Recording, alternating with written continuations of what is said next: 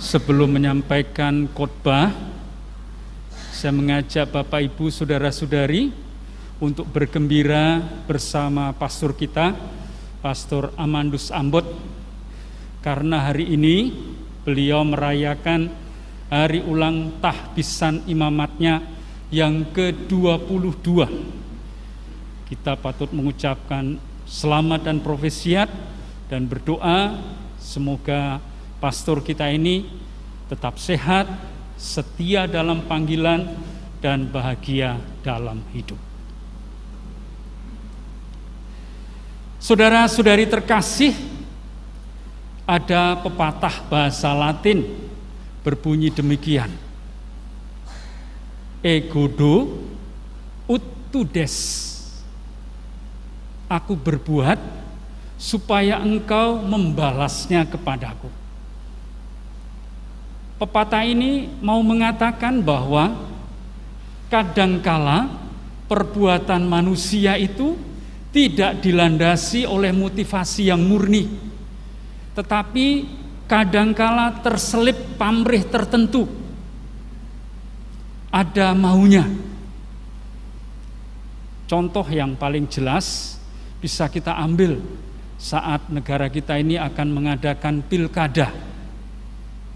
Saat itu mereka yang ingin duduk di parlemen berusaha mendatangi kita dengan wajah yang manis, berjanji dengan janji yang muluk-muluk, disertai pembagian sembako, mungkin juga bagi-bagi uang. Perbuatan mereka umumnya tidak murni, tetapi ada pamrihnya. Apa itu? Supaya saat pencoblosan nanti kita memilih dia menjadi wakil rakyat. Jadi itulah yang dimaksud dengan pamrih. Sesuatu yang dilakukan bukan karena murni, tetapi ada maunya. Mentalitas do udes ini bisa kita terapkan pada dua murid yang kita dengar kisahnya hari ini. Adalah Yakobus dan Yohanes. Mereka datang kepada Yesus dan meminta supaya kelak boleh duduk di sebelah kanan dan sebelah kirinya. Mereka mau menjadi murid Yesus dengan pamrih supaya nanti mendapatkan kekuasaan. Permintaan mereka ini dilatar belakangi oleh pandangan orang Yahudi waktu itu tentang Mesias. Bahwa Mesias yang hadir adalah Mesias yang hebat, Mesias yang jaya, Mesias yang punya kekuasaan. Jadi Mesias diartikan dalam artian politik. Nah, para murid melihat Yesus ini nanti akan menjadi Mesias. Maka inilah kesempatan yang baik yang dimanfaatkan oleh Yakobus dan Yohanes supaya kelak boleh menikmati remah-remah kekuasaan yang dimiliki oleh Yesus. Tafsiran ini bisa kita mengerti, bisa menjadi lengkap kalau kita lihat dalam konteksnya. Sebelum perikop ini, Yesus berbicara tentang anak manusia yang akan menderita, bahkan mati di kayu salib. Tetapi 3 hari kemudian dia akan bangkit.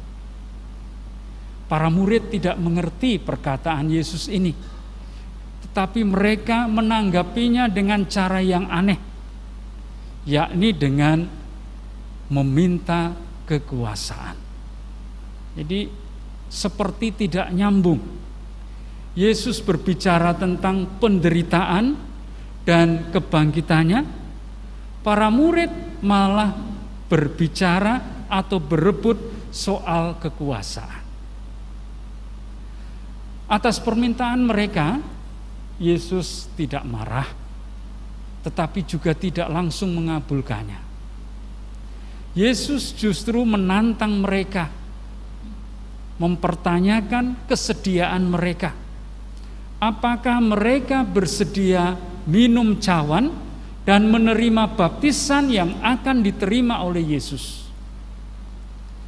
Kata cawan dan baptisan dalam kitab suci diartikan sebagai penderitaan.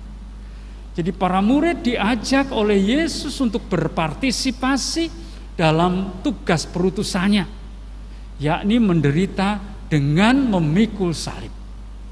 Sekali lagi mau menandaskan bahwa tugas perutusan Yesus di muka bumi ini bukanlah sebagai Mesias yang jaya, bukanlah Mesias dalam artian politik, tetapi Mesias yang rela menderita, bahkan mati di kayu salib untuk membawa penebusan kepada umat manusia. Mereka memang menjawab sanggup, tetapi jelas ini tanggapan yang spontan dan tidak sanggup untuk menerima konsekuensinya. Menarik juga untuk memperhatikan reaksi ke-10 murid yang lain.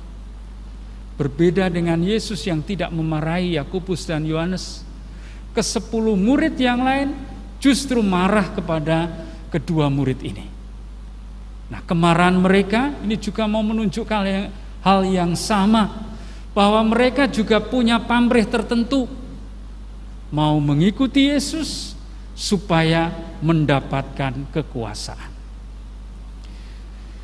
Kesempatan inilah dipakai oleh Yesus untuk memurnikan motivasi mereka, menjernihkan alasan mereka menjadi murid Yesus.